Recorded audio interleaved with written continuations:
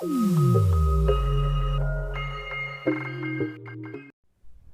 दोस्तों, इस वीडियो में मैं आपको जानकारी दूंगा कक्षा 8वीं के अध्याय 12 प्रश्नावली 12.2 का। ये देखिए पहला प्रश्न है और मैं आपको इस पूरे प्रश्न को अच्छे से क्लियर कर दूंगा ताकि आपको कोई डाउट ना रहे। यहाँ पे देखिए प्रश्न लिखा हुआ है कि दो संख्याओं का योग 42 है। यदि दूसरी संख्या पहली की दुगनी है तो संख्या ज्ञात कीजिए। अब यहाँ पे आप ध्यान देंगे क्वेश्चन में तो लिखा हुआ है कि दूसरी संख्या जो है पहली संख्या की दुगनी है। अब यहाँ पे पहली संख्या भी मालूम नहीं है और दूसरी संख्या भी मालूम नहीं है, लेकिन इन दोनों संख्याओं को अगर मालूम करेंगे हम लोग तो उन दोनों को जोड़ने से कितना आना चाहिए, हमारा संख्या का योग 42 आना चाहिए। यहाँ पे देखिए दूसरी संख्या पहले की दुगनी है, इसलिए हम लोग प्रश्न पढ़ने के बाद जो समझ में आया कि हमको यहाँ पे पहली दूसरी कोई संख्या हमको मालूम नहीं है, तो सबसे पहले यहाँ पे हमको मानना पड़ेगा। हम लोग किसी एक संख्या को पहले मान लेते हैं, तो हम लोग मान लेते हैं कि पहली जो संख्या है वो क्या है आपका, पहली जो संख्या है वो x है। तो यहाँ पे हम लोग मान लेते हैं, माना कि पहली संख्या कितना होना चाहिए आपका, x मान लेते हैं, क्योंकि हम लोग जो संख्या नहीं जानते हैं उसको कोई ना कोई चर राशि के रूप में मानते हैं। तो यहाँ पे हम लोग मान लेते हैं कि पहली संख्या x है, ऐसा हम लोग मान लिए। तो अब पहली संख्या x है और यहाँ पे लिखा है दूसरी संख्या पहली की दुगनी है, तो हम लोग पहली संख्या x होगा तो दूसरी संख्या क्या हो जाएगा, आपको पता चल गया होगा कि दूसरी संख्या हो जाएगा आपका 2x। तो यहाँ पे हम लोग लिखेंगे दूसरी संख्या 2x होगा, तो यहाँ पे हम लोग लिख सकते हैं 2x होगा, ठीक ना। तो इस प्रकार से यहाँ पे लिख लिया हम लोग, माना कि पहली संख्या x है तो दूसरी संख्या 2x होगा, क्योंकि यहाँ पे हमारे प्रश्न में लिखा हुआ है, आगे लिखा हुआ है कि दो संख्याओं का योग 42 है। अब पहली संख्या भी पता चल गया x है, दूसरी संख्या भी पता चल गया हमारा कितना है 2x है। तो इन दोनों संख्याओं को क्या करना चाहिए, आपस में जोड़ना चाहिए, क्योंकि योग मतलब जोड़ होता है। तो इस प्रकार से हम लोग क्या करेंगे, यहाँ पे इन दोनों संख्याओं को जोड़ेंगे। तो यहाँ पे हम लोग यहाँ पे लिख सकते हैं कि प्रश्नानुसार, यहाँ पे लिख लेंगे प्रश्नानुसार और यहाँ पे नोट करेंगे x plus 2x equal to हम लोग लिख सकते हैं 42। यहाँ पे हिंदी में आप चाहे तो लिख सकते हैं कि पहली संख्या धन दूसरी संख्या, क्योंकि यहाँ पे लिखा है कि दोनों संख्याओं का योग कितना है 42 है, इसलिए हम लोग यहाँ पे लिख रहे हैं पहली संख्या और दूसरी संख्या बराबर 42। हिंदी में भी लिख सकते हो, डायरेक्ट भी आप लिख सकते हो, कोई दिक्कत नहीं होगा इसमें। इस प्रकार देखिए यहाँ पे x और 2x कितना हो जाएगा, रफ में देखिए x और 2x तो कितना हो जाएगा, x के सामने कुछ मतलब 1 है, यहाँ पे देखिए 1 है, यहाँ पे क्या है आपका 2 है, तो 2 और 1 कितना होगा 3 होगा, तो हम लोग लिख सकते हैं 3x, ठीक ना। तो इस प्रकार से यहाँ पे लिख देंगे 3x बराबर हो जाएगा आपका 42। उसके बाद x इक्वल टू 3 को उधर पक्षांतर करेंगे, 3 और x के बीच में देखिए कुछ नहीं दिख रहा है, बीच में कुछ नहीं है, मतलब क्या है, मतलब गुना का निशान है, सामने कुछ नहीं दिखता मतलब प्लस का निशान है। तो इस प्रकार से हम लोग यहाँ पे x के साथ 3 क्या है में है, गुना में है, इधर जाके भाग हो जाएगा, माने मल्टीप्लाई में चेंज हो जाएगा। तो इस प्रकार से 42/3 लिख सकते हैं। x इक्वल टू 42 और 3 देखिए क्या में है, बटे में है। इसको अगर हम लोग भाग देंगे तो हमको कितना प्राप्त होगा, देखिए यहाँ से रफ में मैं भाग देकर आपको बता रहा हूँ, यहाँ पे 3 से भाग देंगे, 3 एक बार जाएगा 4 में, क्योंकि दोनों एक एक संख्या है, तो 3 एकम 3, यहाँ पे 1 बचेगा, यहाँ पे कितना आया 2, क्योंकि 3 जो है 1 में भाग नहीं जाएगा। यहाँ से फिर हम लोग क्या करेंगे, 3 चौके हम लोग जानते कि 12 होता है, पहाड़ आपको आता ही होगा। इस प्रकार से घटाएंगे तो 0 आया, हमारा देखिए आंसर कितना है 14 यहाँ पे हमको प्राप्त हुआ है। तो x का जो वैल्यू है हमको 14 प्राप्त हुआ।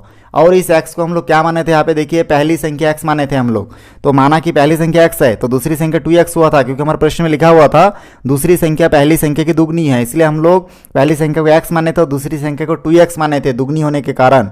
तो यहाँ पे पहली संख्या हमको क्या प्राप्त हो रहा है, देखिए तो हमको पहली संख्या प्राप्त हुआ, यहाँ पे पहली संख्या बराबर हम लोग लिख सकते हैं 14 और दूसरी संख्या बराबर हम लोग क्या लिखेंगे, तो दूसरी संख्या बराबर हम लोग लिख सकते हैं 2x, और हम लोग जानते हैं कि x की जगह पे अगर 14 रखेंगे तो यहाँ पे गुना हो जाएगा 14 के साथ 2 और हो जाएगा तो कितना होगा 14 दूनी 28। तो इस प्रकार फाइनली हमको 2 आंसर प्राप्त होगा, एक जगह पे हमको आंसर प्राप्त होगा 14 और दूसरी जगह हमको आंसर प्राप्त होगा 28। तो देखिए ये हमारा पहला क्वेश्चन बन चुका है। चलिए सेकंड क्वेश्चन देखते हैं। यहाँ पे देखिए दूसरा प्रश्न में लिखा हुआ है कि नीरज के पास मयंक से 3 गुने आम थे। यदि मयंक को 8 आम एवं नीरज को 6 आम दिए जाए तो मयंक और नीरज के आम का अनुपात 1/2 हो जाता है। बताइए दोनों के पास कितने कितने आम थे, ऐसा हमको बताना है। तो यहाँ पे हम लोग देख पा रहे हैं कि यहाँ पे सबसे पहले जो लिखा हुआ है कि नीरज के पास मयंक से 3 गुने आम थे, मतलब ज़्यादा आम थे, 3 गुना मयंक से नीरज के पास ज़्यादा आम थे। तो यहाँ पे हम लोग इसको कवर करने के लिए यहाँ पे नीरज मतलब n से शो करते हैं और मयंक को हम लोग m से शो करते हैं। अब देखिए ये जो मयंक है, इस मयंक के पास क्या है नीरज से कम आम थे और नीरज के पास जो है मयंक से 3 गुना आम ज़्यादा था, मतलब इसके साथ हम लोग क्या करना चाहिए, 3 गुना करना चाहिए, ठीक ना। इसके पास 3 गुना आम ज़्यादा था तो यहाँ पे 3 मल्टीप्लाई हम लोग कर सकते हैं। तो इस प्रकार से हम लोग जानते हैं कि इसके पास 3 गुना आम ज़्यादा था, इसके पास कम आम था, इसके पास ज़्यादा आम था। तो इसको हम लोग लिख लेना है हमको यहाँ पे। हम लोग यहाँ पे लिख लेंगे कि माना कि मयंक के पास, क्योंकि मयंक के पास जितना आम था उससे 3 गुना आम किसके पास ज़्यादा था, नीरज के पास। इसलिए हम लोग मान लिए कि मयंक के पास एक्स आम थे, ठीक ना। तो हम लोग इसलिए सबसे पहले मान लेते कि मयंक के पास एक्स आम थे, ऐसा हम लोग मान लेते हैं। तो मयंक के पास अगर एक्स आम थे कि तो नीरज के पास मयंक से 3 गुना आम ज़्यादा था, देखिए। तो हम लोग यहाँ पे लिख सकते हैं नीरज के पास, तो यहाँ हम लोग लिख सकते तथा नीरज के पास 3x आम थे। तो नीरज के पास हम लोग लिखेंगे 3x आम थे। ऐसा करके हम लोग नोट कर सकते हैं, जो हमारे प्रश्न में उस अनुसार हम लोग यहाँ पे नोट कर रहे हैं। अब यहाँ पे देखिए आगे लिखा है यदि मयंक को 8 आम दे दिया जाए, तो मयंक के पास x आम था, इसको 8 आम और दे देंगे तो कितना हो जाएगा।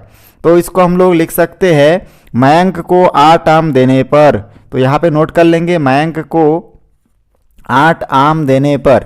तो सबसे पहले तो उसके पास पहले से कितना था आपका x था और 8 आम और दे देंगे, इसलिए जुड़ जाएगा तो हो जाएगा x + 8। तो तथा नीरज को भी हम लोग कितना आम देने के लिए बोल रहे हैं, इसमें देखिए नीरज को 6 आम, ठीक ना। तो हम लोग यहाँ पे मयंक को 8 आम दे दिए और नीरज को 6 आम देने पर, तो नीरज को 6 आम देने पर ऐसे नोट कर लेंगे, आम देने पर। दोस्तों आप लोग इसको धीरे धीरे नोट करते रहेंगे तो आपका नोट्स भी बन जाएगा, आप इसको नोट्स बना के भी रख सकते हैं। तो यहाँ पे देखिए हम लोग नीरज को 6 आम दे रहे हैं, तो नीरज के पास पहले से देखिए यहाँ पे कितना है 3x है, तो 3x के साथ क्या हो जाएगा 6 होगा प्लस। तो इस प्रकार से यहाँ तक हम लोग बना लिए। देखिए हिंदी में जो लिखा है यहाँ तक हमारा कंप्लीट हो गया। अब लिखा है जाए तो मयंक और नीरज के आम का अनुपात, अगर जैसे हम लोग पहले इनके पास मयंक के पास x आम था और 8 आम देंगे तो x + 8 हो जाएगा। नीरज के पास देखिए यहाँ पे 3x आम थे और उसको और 6 आम दे दिए तो 3x + 6 हो जाएगा।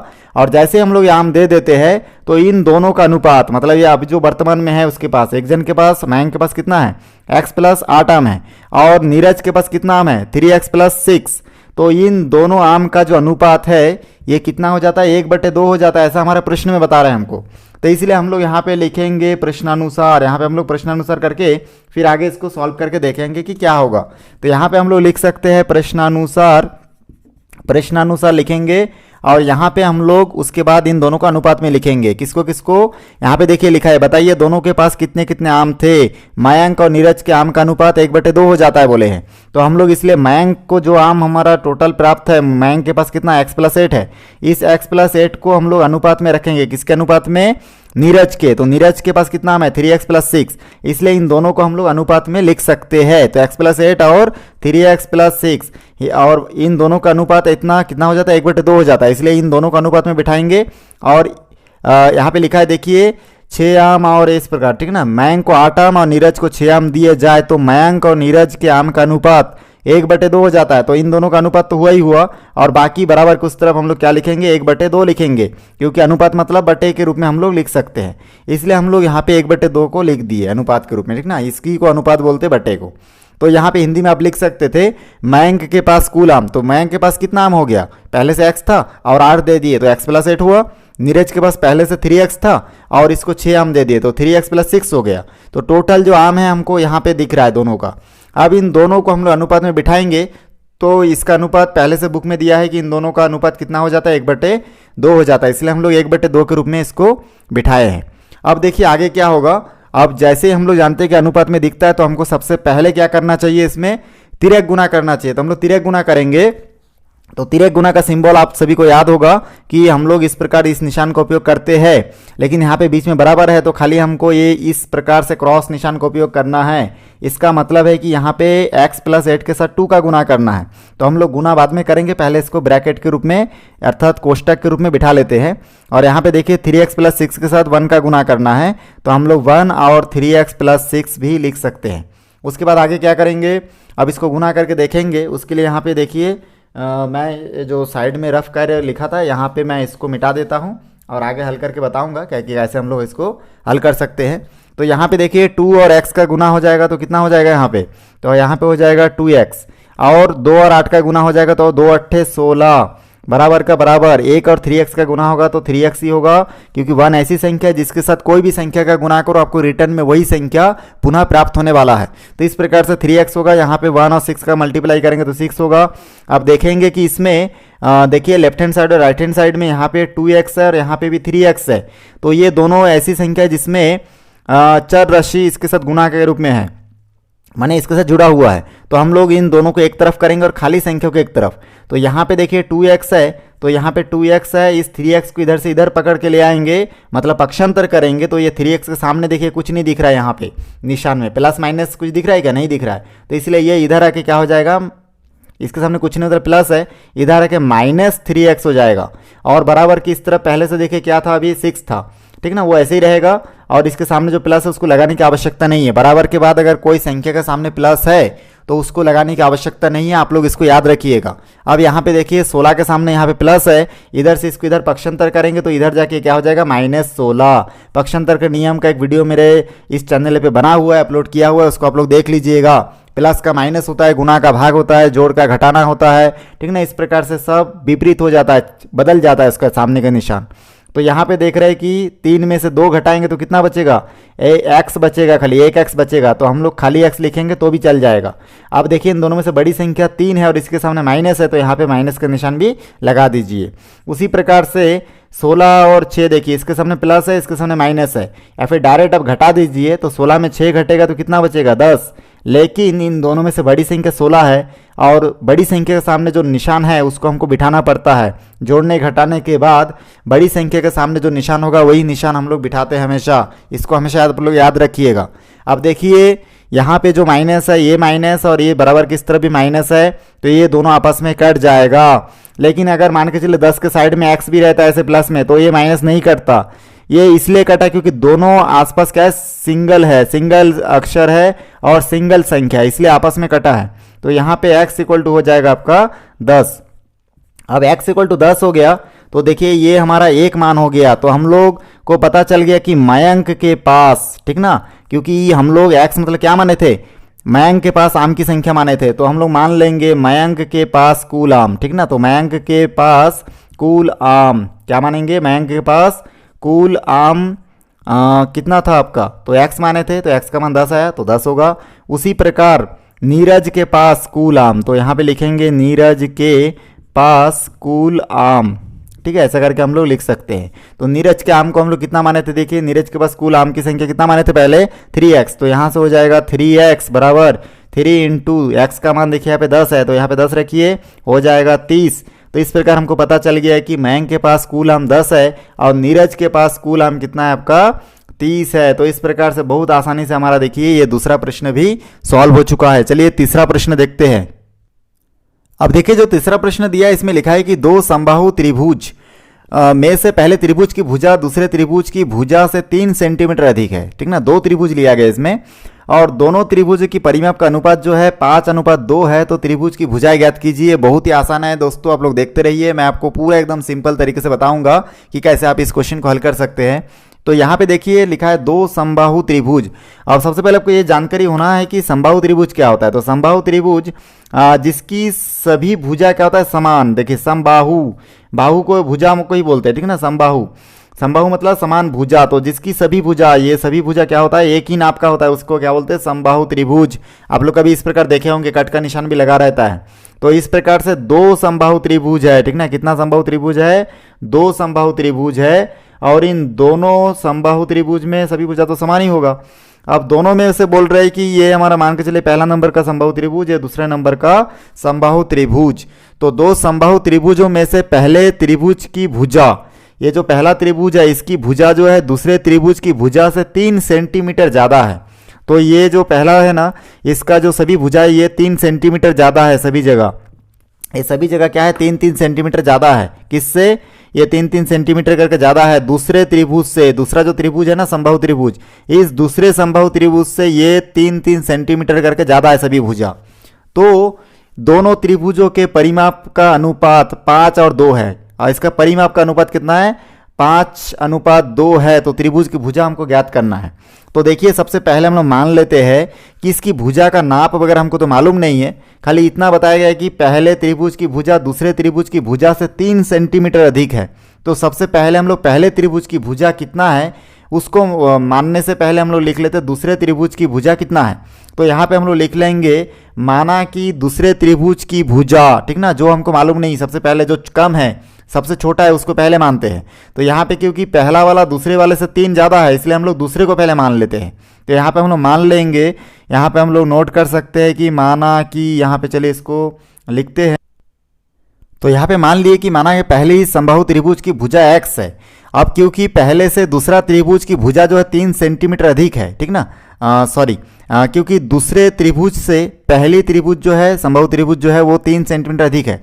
तो हम लोग इसको दूसरा मानना चाहिए था हमको, तो इसलिए हम लोग इसको दूसरा मान लेते हैं और जो दूसरी वाली है उसको 3 सेंटीमीटर ज़्यादा हम लोग तभी दिखा पाएंगे। तो यहाँ पे हम लोग इसको मान लेते हैं कि ये दूसरी समबाहु त्रिभुज है। तो दूसरी समबाहु त्रिभुज की भुजा कितना x है, तो पहली समबाहु त्रिभुज की भुजा कितना हो जाएगा। तो यहाँ पे हम लोग लिखेंगे पहली समबाहु त्रिभुज की भुजा बराबर हम लोग लिखेंगे यहाँ पे x+3।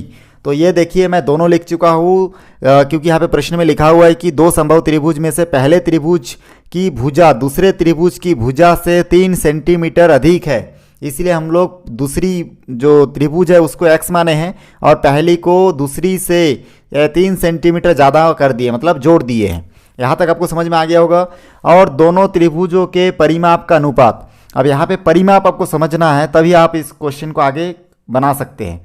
तो परिमाप का मतलब होता है कि जो भी चित्र आकृति होता है उनके सभी भुजाओं को जोड़ने से हमको परिमाप प्राप्त होता है। तो त्रिभुज में क्योंकि 3 भुजा होता है, तीनों भुजाओं को आपस में जोड़ेंगे तो हमको क्या प्राप्त होगा, परिमाप। तो इस प्रकार से हम लोग यहाँ पे लिख सकते हैं। तो देखिए यहाँ पे हमको दोनों के क्या निकालना है, त्रिभुज का परिमाप पहले लिख लेना है। तो हम लोग यहाँ पे लिखेंगे पहले त्रिभुज का परिमाप। तो यहाँ पे हम लोग लिखेंगे पहले त्रिभुज का परिमाप, क्योंकि इन परिमापों का जो अनुपात है वो कितना दिया है बुक में, 5 और 2 दिया है। तो इसलिए हम लोग मान लेते हैं कि पहले त्रिभुज का परिमाप और अनुपात, मतलब बटे के नीचे लिखेंगे दूसरे त्रिभुज का अनुपात, परिमाप का अनुपात, ऐसे करके हम लोग लिखेंगे। तो हम लोग यहाँ पे लिख लिए एक बार कि पहले त्रिभुज का परिमाप और इसी प्रकार से दूसरे त्रिभुज का परिमाप, ऐसे आपको नोट करना है। और उसके बाद इनका जो अनुपात दिया गया है बुक में उसको नोट करना है, 5 और बटे 2। अब देखिए पहले त्रिभुज का परिमाप, तो पहले त्रिभुज का भुजा कितना है उसको देख लो। तो पहले समबाहु त्रिभुज की भुजा जो है x+3 है। अब परिमाप, क्योंकि त्रिभुज में 3 भुजा होता है इसलिए डायरेक्ट आप इसके सामने 3 लिख दीजिए तो आपका काम बन जाएगा। तो x+3 और इस कोष्टक के बाहर 3 लिख दीजिए। उसी प्रकार से दूसरे त्रिभुज का परिमाप, तो दूसरे त्रिभुज की भुजा को हम लोग क्या माने थे, x माने थे।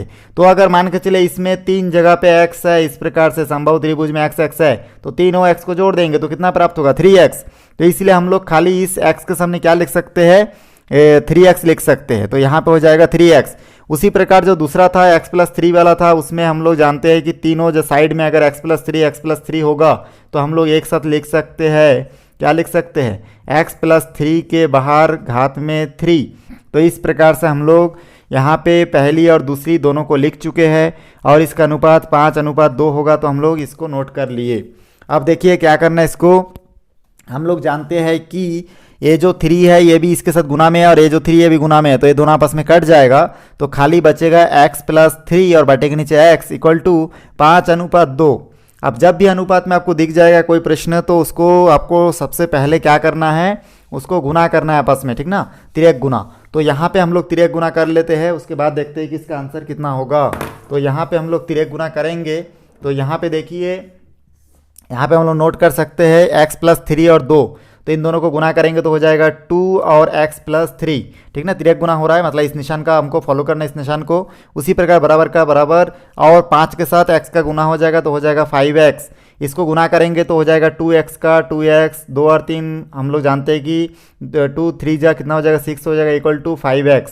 यहाँ पे देखिए हम लोग देख रहे हैं कि इसमें संख्या एक तरफ और अक्षर एक तरफ है, तो हम लोग इसलिए x वालों को एक पक्ष में करेंगे और खाली संख्या को दूसरे पक्ष में हम लोग लिख सकते हैं। तो इस प्रकार से यहाँ पे हम लोग देख रहे हैं कि जो 2x इस तरफ है तो इस तरफ रहने दीजिए, 5x को इधर से इधर पक्षांतर करके ले आएंगे तो 5x इधर आके हो जाएगा आपका -5x होगा, ठीक ना। और ये जो 6 प्लस में है उस तरफ भेज देंगे तो हो जाएगा -6, क्योंकि ये प्लस में है उस तरफ जाके माइनस में कन्वर्ट हो जाएगा। अब 5 में से 2 घटाएंगे तो 3x बचेगा, बड़ी संख्या से माइनस है तो यहाँ पे माइनस कर देंगे और बराबर -6, माइनस और माइनस आपस में कैंसिल हो जाएगा। यहाँ पे 3x और यहाँ पे क्या बचा, 6 बचा है। अब हम लोग देखिए x का मान पता करने के लिए, क्योंकि जो चीज़ हम लोग मानते हैं उस चीज़ का मान भी हमको पता करना रहता है, इसलिए हम लोग यहाँ पे x = 3 को पक्षांतर करेंगे, उधर जाके क्या हो जाएगा 6/3। 6 को 3 से भाग देंगे, कितना आएगा आप सभी को मालूम है, कितना आएगा बताइए, 2 आएगा। तो इस प्रकार से x का मान कितना हो गया, 2 हो गया। तो इस प्रकार हम लोग सबसे पहले दूसरी त्रिभुज की भुजा माने थे x, तो x का मान 2 आया, मतलब ये दूसरी त्रिभुज की भुजा है। और पहली संभव त्रिभुज की भुजा को हम लोग x+3 माने थे, तो इस प्रकार से हमको यहाँ से हम लोग लिख सकते हैं पहली समबाहु त्रिभुज, पहली समबाहु त्रिभुज की भुजा लिखेंगे, ठीक ना। यहाँ पे भुजा लिख सकते हैं और हम लोग इसको माने थे x+3, तो x के जगह पे 2 रखेंगे तो हो जाएगा 2 + 3 = हो जाएगा 5। तो इस प्रकार से एक वैल्यू हमको 2 प्राप्त होगा और दूसरा वैल्यू हमको 5 सेंटीमीटर प्राप्त होगा, क्योंकि यहाँ पे प्रश्न में सब चीज़ देखिए सेंटीमीटर में दिया है, इसलिए हम लोग को यहाँ पे भी हम लोग इसके साइड में सेंटीमीटर इस प्रकार से लिख सकते हैं, 2 सेंटीमीटर और ये हो जाएगा 5 सेंटीमीटर। इसको एक बार फिर से मैं आप लोगों को बता देता हूँ, यहाँ पे क्या क्या किए हम लोग। सबसे पहले 2 संभव त्रिभुज में से पहले त्रिभुज की भुजा दूसरे त्रिभुज की भुजा से 3 सेंटीमीटर अधिक है, तो इसलिए हम लोग क्या किए, दूसरी संभव त्रिभुज के x माने हैं और क्योंकि दूसरी से पहली जो है वो क्या है 3 ज़्यादा है, इसलिए 3 उसको जोड़ दिए, तो पहली संभव त्रिभुज की भुजा हो गया x+3। अब इसमें बताया कि दोनों त्रिभुज के परिमाप का अनुपात इतना है। अब क्योंकि इसमें हमको पता चल गया कि समबाहु जो पहली संभव त्रिभुज है उसकी समबाहु के कारण इसमें सभी भुजा क्या होता है, एक ही नाप का होगा, मतलब सभी क्या होगा x+3 का होगा, तो 3 बार आएगा x+3 और x+3। आपको यहाँ पे मैं अलग से रफ में देखिए, यहाँ पे मैं आपको समझाता हूँ। यहाँ पे हम लोग संभव त्रिभुज बनाएंगे, तो मान के चलो ये दूसरी नंबर संभव त्रिभुज की बात हम लोग कर रहे हैं, तो यहाँ पे एक्सेस कितने जगह पे होगा, 3 जगह पे होगा, तो इसलिए हम लोग पहले त्रिभुज का परिमाप में इन तीनों जो जोड़ देंगे तो कितना आ जाएगा 3x। इसलिए हम लोग क्या लिखे इसमें देखिए, पहले त्रिभुज नहीं, पहले त्रिभुज को हम लोग यहाँ पे क्या माने थे, x+3 माने थे और दूसरी संभव त्रिभुज को क्या माने, x माने थे। तो दूसरी संभव त्रिभुज को हम लोग x माने, तो दूसरी संभव त्रिभुज जो है ये दूसरा संभव त्रिभुज, इसमें x कितने जगह पे होगा, 3 जगह पे, तीनों को जोड़ देंगे तो आंसर कितना आएगा 3x आएगा। इसलिए हम लोग यहाँ पे क्या लिखे आपका दूसरी संभव त्रिभुज x, तो दूसरी संभव त्रिभुज देखिए, दूसरी त्रिभुज का परिमाप हम लोग क्या लिखे 3x लिखे, क्योंकि दूसरी संभव त्रिभुज का जो भुजा का नाप है वो कितना है x है, इसलिए 3 बार x, क्योंकि परिमाप मतलब होता है सभी भुजाओं का योग, इसलिए हम लोग सभी भुजाओं को आपस में जोड़ दिए। चलिए ये एक कॉन्सेप्ट क्लियर हुआ। उसके बाद हमको पहले त्रिभुज का परिमाप, तो पहले त्रिभुज को हम लोग क्या माने, पहले संभव त्रिभुज की भुजा x+3 माने, तो सभी जगह पे क्या हो जाएगा x+3 और x+3। तो इस प्रकार से x+3 कितने जगह पे आ रहा है, देखिए 3 जगह पे आ रहा है, तो हम लोग यहाँ पे लिखेंगे 3x+3, मतलब x+3 के साथ 3 का गुना का मतलब क्या है 3 बार है, तो इस प्रकार से हमारा यहाँ पे आ गया 3x+3। तो इसलिए हम लोग पहले त्रिभुज के परिमाप के जगह पे लिखे 3x+3, 3 ऊपर नीचे कट गया, यहाँ पे x+3 बचा और नीचे x बचा बराबर 5/2, और फिर तिरक गुना किया हम लोग, x के साथ 5x का गुना हुआ, 2 के साथ x+3 का गुना हुआ, तो इस प्रकार से हमको प्राप्त हुआ 2x + 6 = 5x। अब उसके बाद हम लोग x को एक तरफ, चर राशि को एक तरफ, खाली संख्या को एक तरफ पक्षांतर किए, तो यहाँ से हमको प्राप्त हो गया, देखिए 5x के सामने कुछ नहीं होता प्लस है, इधर आके माइनस हो गया और यहाँ पे +6 उधर जाके -6 हो गया। इस प्रकार से हम लोग देख रहे हैं कि 5 में 2 घटेगा, 3 बचेगा 3x और यहाँ पे -6 का -6। उसके बाद हम लोग क्या करेंगे, इसमें माइनस और माइनस को आपस में कट कर देंगे, तो यहाँ से देखिए 3x और 6 बचेगा। x का जो वैल्यू है हमको 6/3 प्राप्त हुआ, यहाँ से 2 प्राप्त हुआ। अब क्योंकि पहली संभव त्रिभुज को हम लोग क्या माने थे, इसमें x+3 माने थे, इसलिए यहाँ पे हमको प्राप्त हुआ x+3 = 2 + 3 = 5।